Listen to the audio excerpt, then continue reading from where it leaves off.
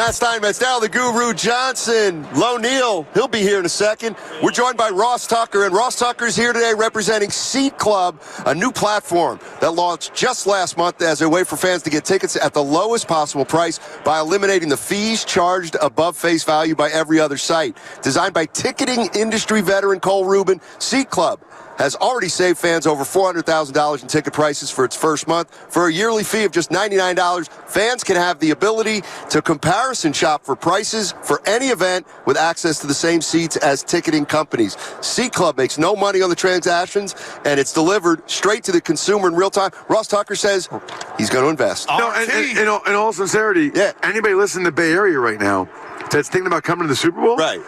You need to go to seatclub.com if you want tickets. He was telling me, the owner was telling me, somebody just got $32,000 worth of Super Bowl tickets. I don't know if that's 4 or 6. Right. I don't know how many that is.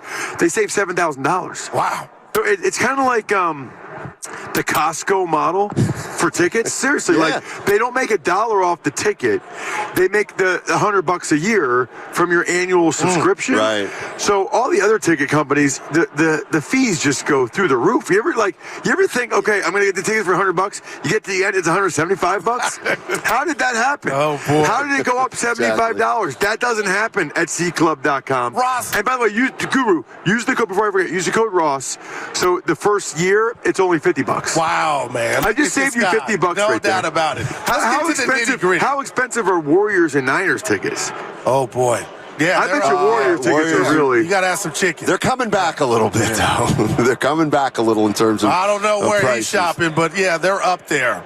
Ross, this is the first time you've seen us. Do we look like we sound? I seen you, so you look like you sound. But this different. Is that Steiny? You thought you see? You, Guru, you look almost exactly how you sound. Wow! I kind of thought that that's what you would look like, something like that. Steiny, look at him. Yeah, I mean, I just when I talk with Steiny and we talk about high school sports, I think about high school sports. You know, now he looks like his grandkids could play high school sports. Exactly. Ross Tucker joining us on the Boxer and Gerson text line. This game is fascinating on a lot of levels. I heard you on with the Morning Roast. Actually, he was on with us, too. You said 7 out of 10. You think these teams played 10 times? 7 out of 10, maybe. Yeah, what do you think? I think it's a coin flip. I think it's 50-50. Based on what? What have you seen in the last month that makes you think this is a coin flip? When's the last time the Niners have really played well? When's the last really good game they played? I do feel like the Niners were the best team in the regular season, but the Chiefs are probably playing better right now. Well, the best team in the regular season was the Ravens. Okay. Yeah. They're gone. And the Ravens smashed the Niners. But now in the playoffs, the best team's been Kansas City. I mean, they won at Baltimore. They won at Buffalo. The Niners, you guys know, very, very, very fortunate to have won both those playoff games. Now, this is important to note, right? None of that means anything on Sunday. Right? Like, very easily on Sunday, if the Niners play their A game, I think they'll win the game. Okay. But I can't remember the last time they played their A game. Yeah, but Ross, it's a good point. To that point, if the Niners defense goes out here and they don't look like themselves, and let's just say, I know people in the Bay don't want to hear this, you know, they get blown out defensively, we will go back to what you said. And I think Wilkes will be in trouble. Green Bay, we didn't recognize that defense because that was the most alarming thing, and especially it looked like varsity against JV that first half with Detroit doing what they did. I'm still shocked. So, Ross. Well, speaking of shock, can they fix it? Well, they have 2 weeks to. And I will say this, it doesn't feel like the playoff momentum always carries over to the Super Bowl. It's almost like the off week gives you a chance to reset. My thing is this, though. What are we talking about with Tyshawn Gibson saying the effort was unacceptable against the Lions? It's the NFC Championship game. Why are we talking about anybody's effort? We just I want to lose my mind that we're talking about effort. That's a red flag for everybody. What are we doing? We're talking about effort in the NFC Championship game. If we're talking about effort in the NFC Championship game, they deserve to lose the game. Wow. Did you need to get? I'm sure he didn't. Did you need to get motivated? No, I think Like, is that a coach's responsibility at the NFL level?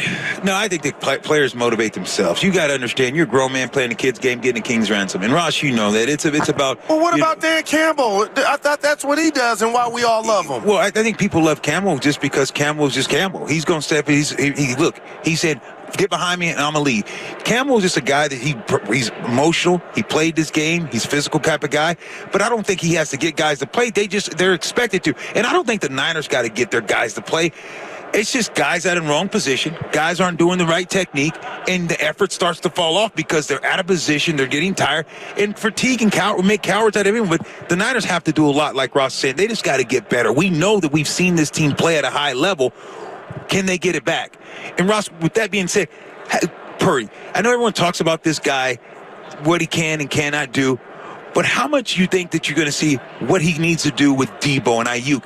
What does that matchup, the secondary, look like for you when you talk about this matchup against Kansas City? Because they've been playing pretty good secondary football. Well, that's the thing. I really think this is going to be a Kittle-McCaffrey game. I think it has to be a Kittle-McCaffrey game. I think the Chiefs' corners are the best part of their defense. And they're not like household names. You know what I mean? Like L'Jarius Sneed, he's a top 5 corner in the NFL. Not many people know that, but he plays that way. Even the other guys, Jalen Watson, McDuffie is as good of a nickelback as there is in the league.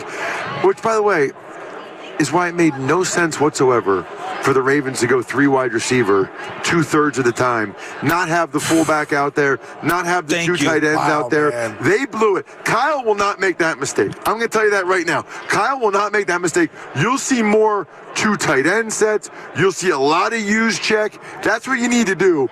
I think the Niners' recipe for winning the game is twofold. Number one, they run the rock, because the Bills ran it very effectively against the Chiefs. And then number 2, I think, in particular, Dre Greenlaw and Fred Warner, they just can't let Kelsey kill him. Dre Greenlaw's going to have a personal foul in this game. There's no doubt about it. I love that dude. He's going to have a late. He plays for keeps. He's going to have a late hit. Yeah. This is pro football. But you know whose effort you never question? That's true. Dre Greenlaw. Oh, no doubt. He's a warrior. I love that guy. But he knows what's at stake. I would take that bit, Steiny. I think he knows.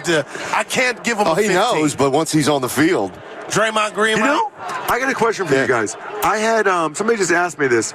I had Lisa McCaffrey, Christian's mom, on my show this week, Ross Tucker Football Podcast, and she was talking about how much this means to him and all that stuff, right? Somebody just said to me, one of these other radio stations said, if the Niners win, where does this put McCaffrey among like all-time great running backs? And I hadn't really thought of that. But, man, he was like a one-man band in Carolina. That is hard. But without a doubt. That is hard. What he did in Carolina. And I think there's a decent chance he's the MVP of the Super Bowl. Agreed. I think, like, if the Niners win, he's the MVP. And then we're like, okay, I mean, how many years has he played now? Like 7 or 8? Like, now you're like, wait a minute.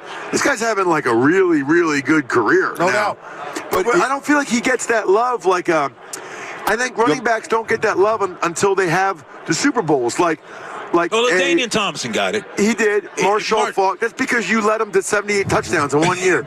But Marshall Faulk, you think about guys like Emmitt Smith. Like, we're not talking about Marshall Faulk and Emmitt Smith like we talk about them without the Super Bowls. You need to elevate that in that stage. See, I think a lot of it is because it's McCaffrey. And people, they look at me, they say I'm crazy. It's because you look at the running back position, and the guys that you mentioned, all these guys that you mentioned, the Emmets, all these great backs, LaDainian, Marshall Faulk. You know what? If this was a black guy, he'd be different. It's interesting when you think about, okay, God, here's this white guy. Black guy's a man. This dude's man, he got brother. McCaffrey is fast. He's leaving guys, and so I think a lot of people they mislead because it's like it's McCaffrey. How could he be doing this? McCaffrey, what he's done.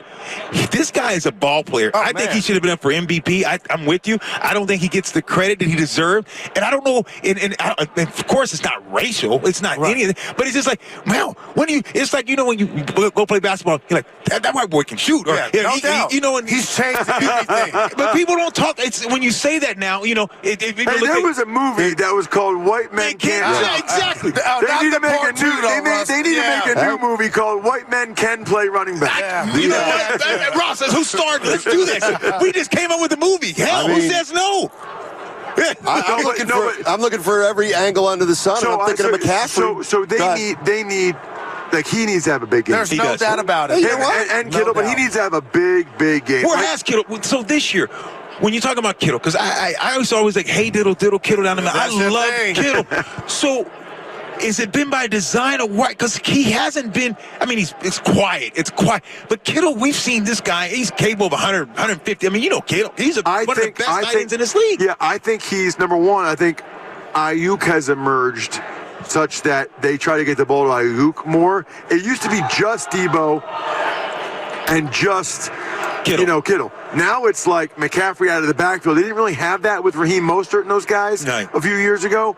And then it's also Ayuk's like a real thing now. So now they're spreading the ball around 4 guys as opposed to just Debo and Kittle. I also think, they've had to have him block more. I think they've had to keep him in and block more a little bit because they've had some pass pro issues, especially on the right side. So he's blocking them. But that's why I love him, too. Yeah. It's funny. He's selfish. I was saying this.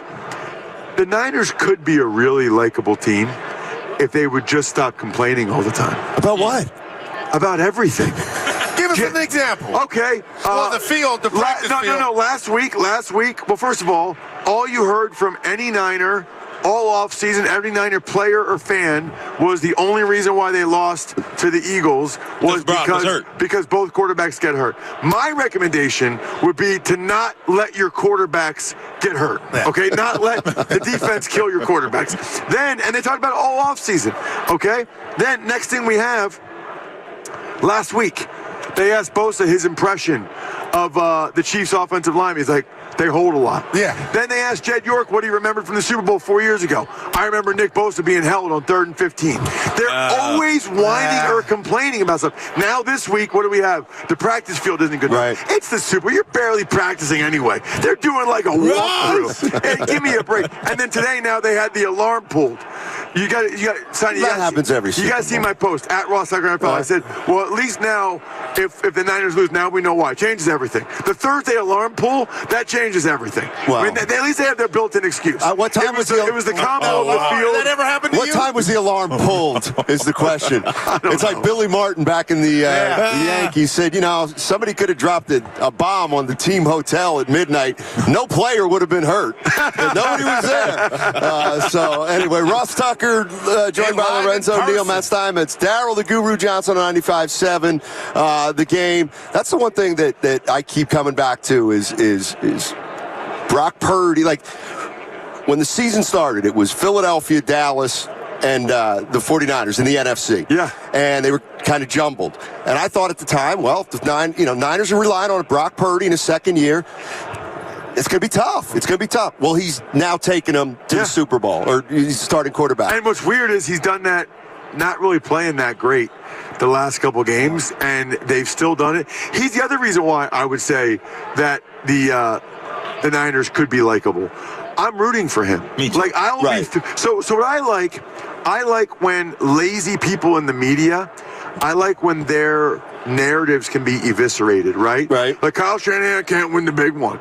And, Brock Purdy, he's just a game. Like, I would love nothing more. And Niners fans that listen to me or see me on social media, they'll think I want the Niners. I would love if the Niners won the game. Right. What do I need the Chiefs to win another Super Bowl for? I want Kittle to get a Super Bowl. McCaffrey. You know why? McCaffrey's made a ton of money. He's famous, all this stuff. He's engaged.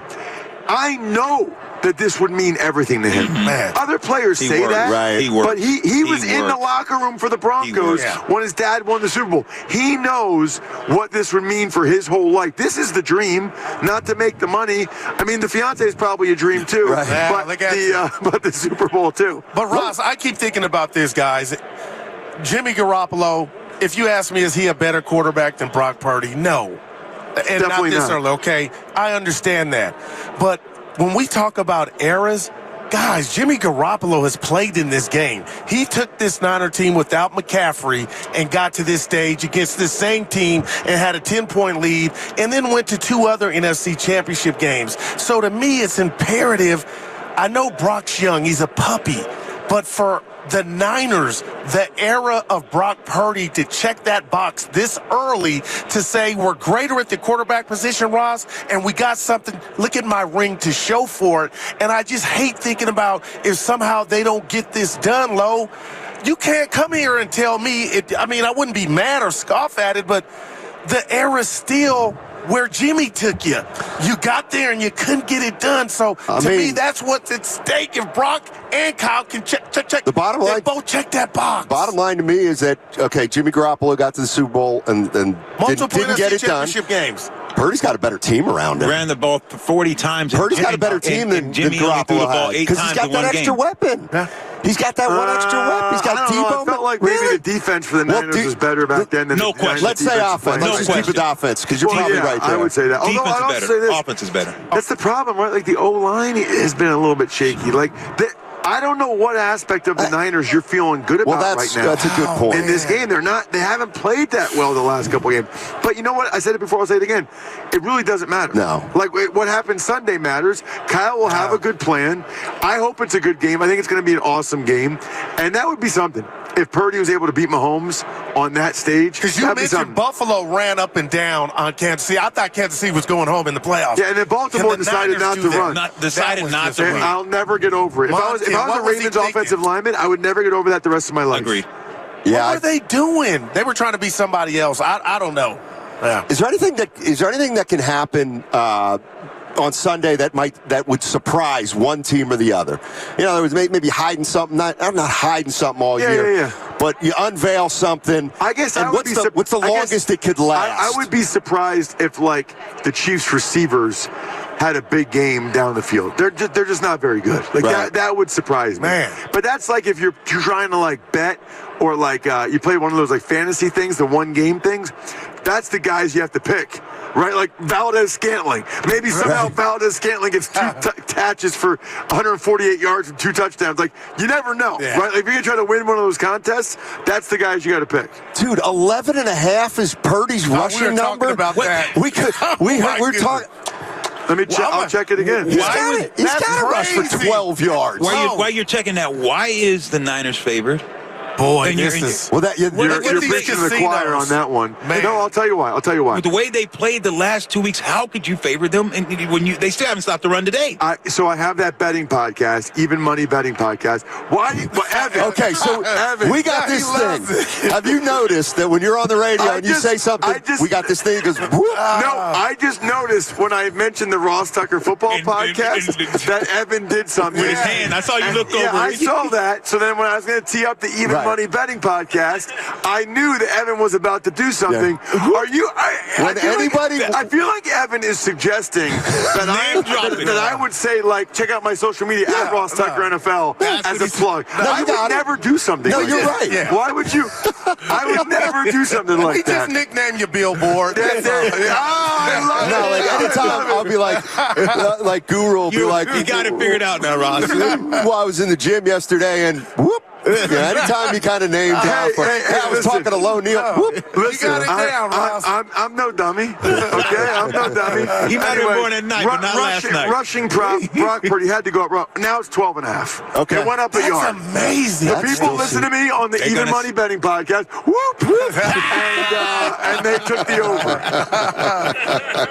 I got to go. I'm doing the Westwood One preview show. All right, go to it, buddy. Go to it, man. Good seeing you, Ross. Yeah. Nice meeting you in person. Yeah, no doubt. Nice meeting you in person, my